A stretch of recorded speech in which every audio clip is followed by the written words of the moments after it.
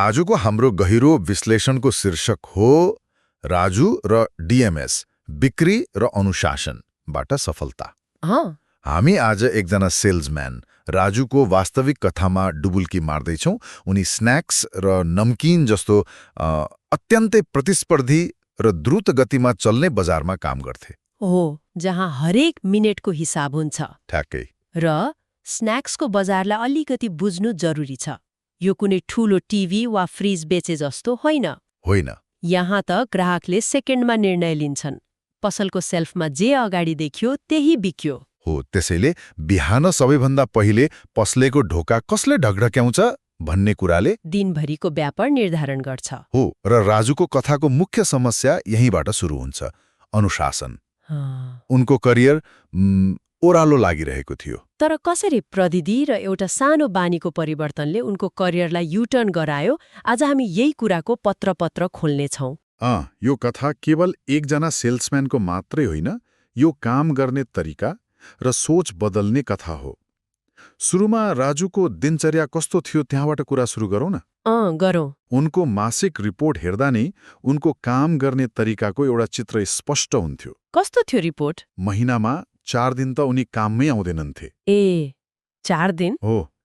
आएको दिन पनि सधैँ ढिलो, र कम्पनीले अनिवार्य गरेको डिएमएस अर्थात् वितरक व्यवस्थापन प्रणाली त्यो कहिल्यै समयमा भर्दैनन्थे। यी सबै समस्याहरूमध्ये एउटा बानी सबैभन्दा घातक थियो जस्तो लाग्छ मलाई, जुन उनले सायद महसुस पनि गरेका थिएनन् होला। कुन बानी? बजार पुग्ने समय। उनी आरामले घरको काम सकेर नास्ता गरेर 11:30-12 बजेतिर बजार पुग्थे। अब सामान्य जागिरमा यो ठूलो कुरा नलाग्न सक्छ, तर स्न्याक्सको बजारमा यो एउटा महाभूल हो। 12 बजे बजार पुग्नु, यसको वास्तविक असर कति गहिरो हुन्छ? किन यो यति ठूलो गल्ती हो? यसलाई यसरी बुझाउन, स्न्याक्सको बजारमा बिहानको पहिलो 1-2 घण्टालाई सुनौलो घण्टा वा गोल्डेन आवर भनिन्छ। Golden hour? हो, त्यो समयमा पसले भर्खर पसल खोलेर बसेको हुन्छ, उसको दिमाग ताजा हुन्छ र दिनभरि के बेच्ने भनेर सामान मिलाइरहेको हुन्छ। त्यो बेला सेल्फहरू पनि खाली हुन्छन्। अनि प्रतिस्पर्धी कम्पनीका सेल्सम्यानहरू? उनीहरू बिहान 10 बजे नै पुगेर त्यो खाली ठाउँ आफ्नो सामानले भरिसकेका हुन्छन्। अर्थात् राजु जब बजार पुग्थे, खेल त लगभग सकिसकेको हुन्थ्यो। बिल्कुल। उनी 12 बजे पुग्दा पसले दिउँसोको खाजाको तयारीमा हुन्थ्यो वा ग्राहकको भिडमा व्यस्त। उसँग नयाँ सामानबारे कुरा गर्ने फुर्सद नै हुँदैनथ्यो। अनि पसलेको दिमागमा एउटा छाप पनि पर्यो होला? हो नि, राजुको ढिलाइले पसलेको दिमागमा एउटा छाप छोडेको थियो, यो मान्छे गम्भीर छैन। जब पसलेले सेल्सम्यानको समयको कदर गर्दैन, उसले उसको उत्पादनको पनि कदर गर्दैन। यो त सानो गल्तीको ठूलो मनोवैज्ञानिक असर रहेछ।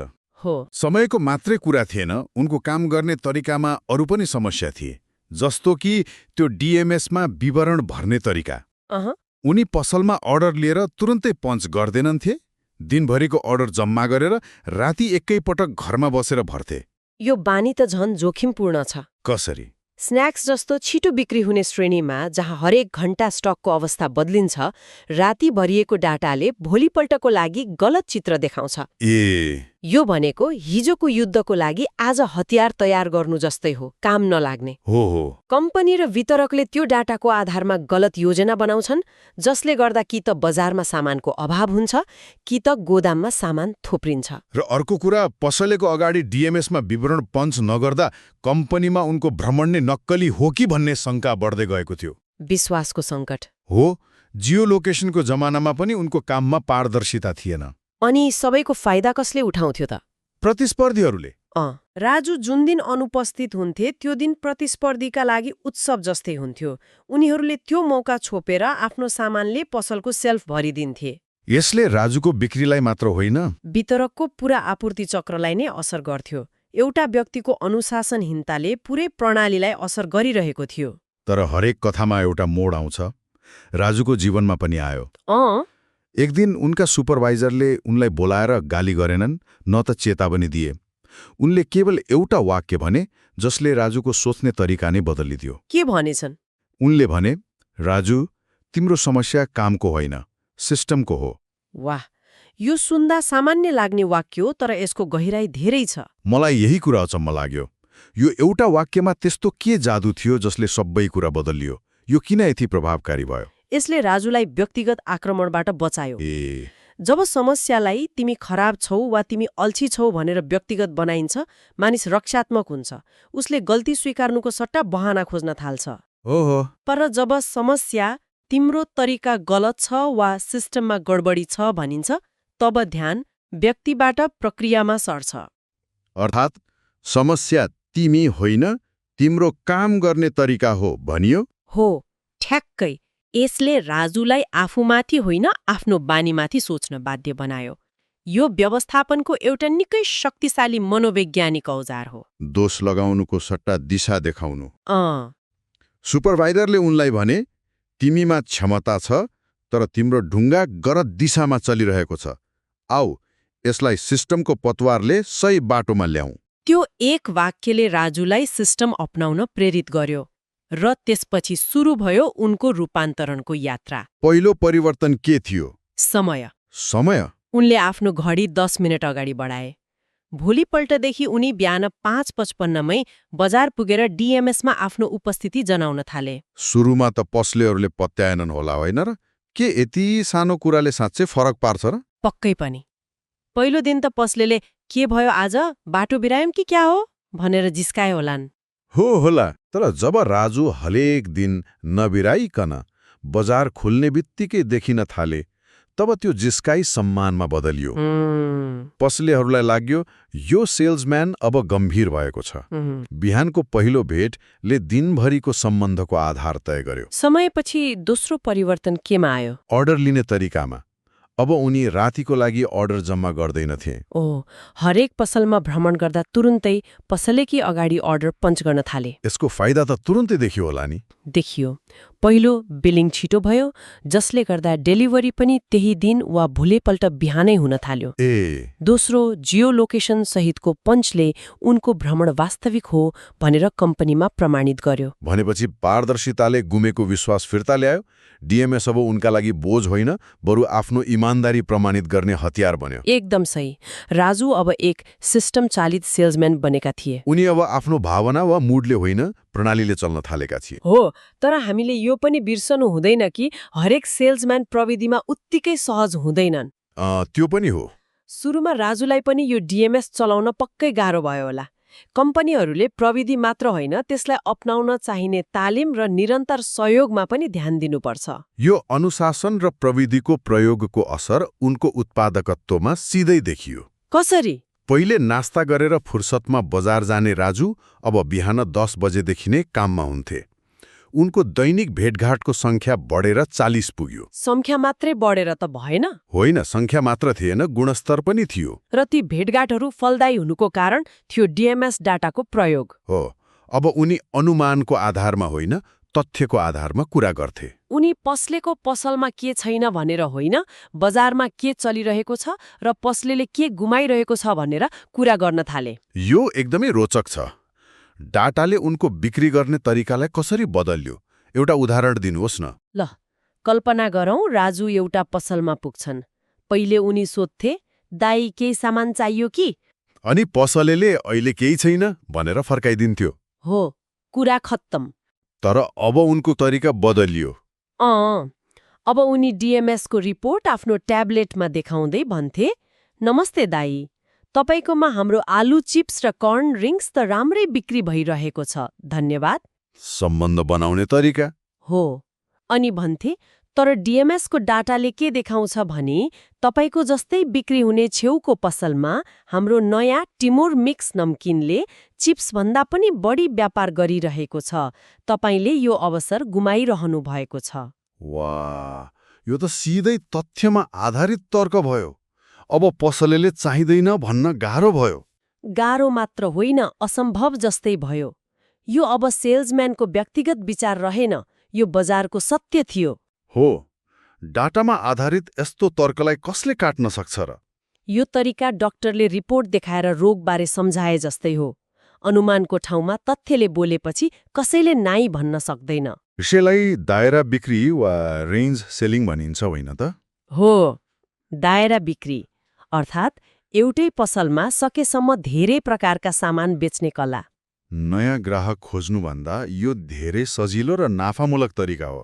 हो नि, किनकि विश्वासको सम्बन्ध पहिल्यै स्थापित भइसकेको हुन्छ। राजुले अब केवल अर्डर लिने काम छोडेर पसलेको व्यापार बढाउने सल्लाहकारको भूमिका खेल्न थाले। अनि नतिजा? उनको दायरा बिक्री दोब्बर भयो। डीएमएसको अर्को एउटा फाइदाको पनि कुरा गरिएको छ स्रोतहरूमा, रिटर्न मोड्युल। यसले कसरी मद्दत गर्यो? स्न्याक्समा ताजगी सबैभन्दा महत्त्वपूर्ण हुन्छ। हो। सामान पुरानो भयो भने ग्राहकले एक पटक किन्ला, तर दोस्रो पटक त्यो ब्रान्डलाई हेर्दैन पनि। पुरानो सामान सेल्समा देखिनु भनेको ब्रान्डको प्रतिष्ठामा दाग लाग्नु हो। पहिले हातले लेख्दा कुन सामान कहिले फिर्ता लिने भन्नेमा धेरै गल्ती हुन्थ्यो होला। धेरै। तर डीएमएसले यसलाई समाधान गर्यो। कसरी? डीएमएसले फिफो अर्थात् फर्स्ट इन फर्स्ट आउट प्रणालीलाई स्वचालित बनाइदियो। कुन सामान पहिले पसलमा आएको हो र कुनको म्याद पहिले सकिँदैछ भन्ने कुरा प्रणालीले नै देखाइदिन्थ्यो। राजुलाई अब हरेक प्याकेट हेरिरहनु परेन। प्रणालीले नै उनलाई यो सामान फिर्ता लिने बेला भयो भनेर सचेत गराउँथ्यो।